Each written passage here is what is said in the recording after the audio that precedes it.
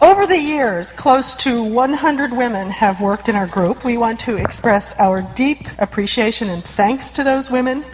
We also want to express our deepest thanks to the Museum of Modern Art for making us all so angry 23 years ago that we started the Guerrilla Girls.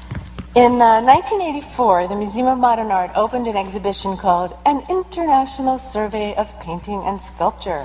The only problem was it contained only 13 women artists out of 169, and there were even fewer artists of color.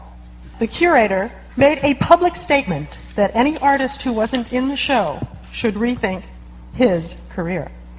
There was a demonstration in front of the museum, but it had no effect at all. So we got together a bunch of great women artists, we named ourselves the Guerrilla Girls, and we started sneaking around New York in the middle of the night putting up posters. We used facts, humor, and outrageous visuals to expose sexism, racism, and corruption in the art world, and then also in the world of politics, film, and pop culture. We take the names of dead women artists as pseudonyms, and this anonymity keeps the focus on the issues. One of our goals is to undermine the idea of a mainstream narrative in the production of visual culture.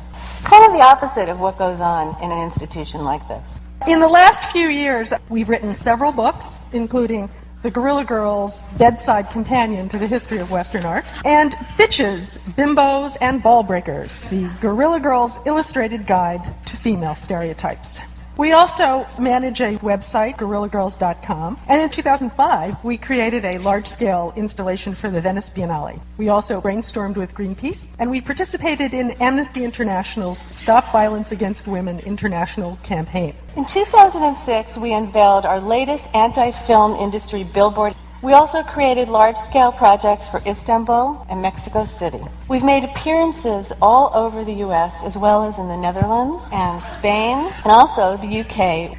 We love art and artists, but let's all face it, the art world sucks. The following information is lifted mostly from our Guerrilla Girls Art Museum activity book.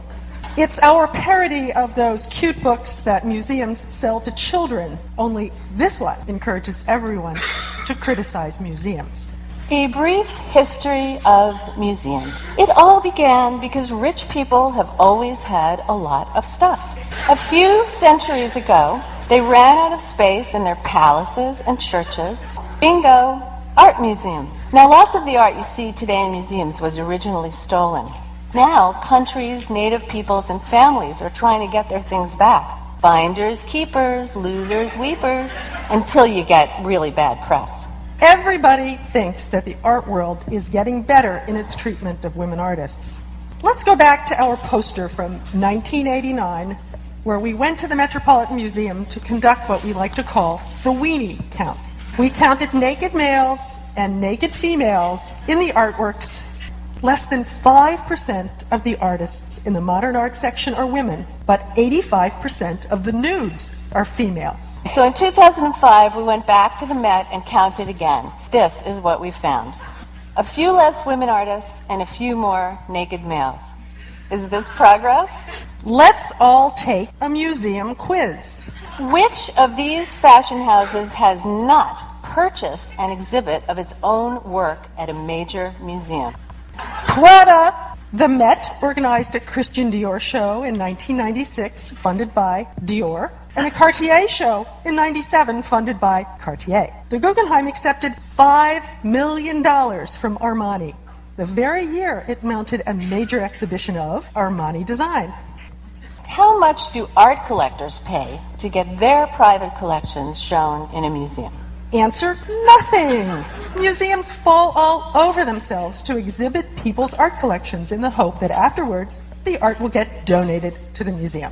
Plenty, but it's worth it. In 1999, the Brooklyn Museum opened a show of contemporary British art from the collection of Charles Saatchi. He secretly gave hundreds of thousands of dollars to pay for the show. After the show, Saatchi auctioned off work by the same artists and received record prices. What artist had 2 retrospectives at MoMA while his art dealer was the brother of the chief curator? It's Frank Stella. Stella had a MoMA retrospective in 1970 and again in 1987. Stella's dealer in Europe just happened to be Lawrence Rubin, brother of MoMA curator Bill Rubin. Bill Rubin retired from MoMA in 1988, and you know, Stella hasn't had a retrospective since. Is this the number of cocktail parties MoMA gave last week to entice money from hedge fund managers? Probably. But 6 is also this paltry number of retrospective and mid-career surveys MoMA gave to women artists over the last 10 years. Now, it's paltry because it was only 18% of the total number of shows. 82% were given to male artists, and only one exhibit during that time was given to a woman of color. 11.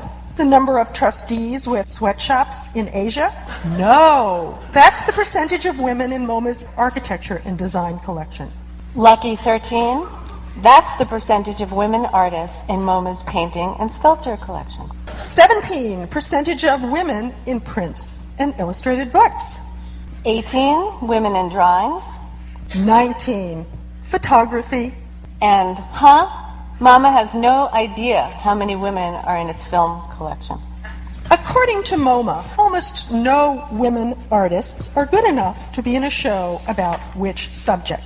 A, war, and B, still life. The answer is still life. In 1997, MoMA curator Margit Ruel organized a show called Objects of Desire, the Modern Still Life. Despite the fact that throughout centuries of Western art, still life was one of the few categories of art open to women, Margit included only 3 white women and 1 woman of color. So we sent her hundreds of postcards suggesting she change the show's title to The Objects of MoMA's Desire Are Still White Males. You know, museums are always competing to create the most unusual building. Attention famous architects out there. Here's a concept. All you have to do is connect the dots to create the perfect museum floor plan. Can you make money from a museum while you're on its board of trustees? $11 million says yes. That's what Count Giuseppe Ponza di Buomo got paid in 1990 for selling part of his art collection to the Museum of Contemporary Art.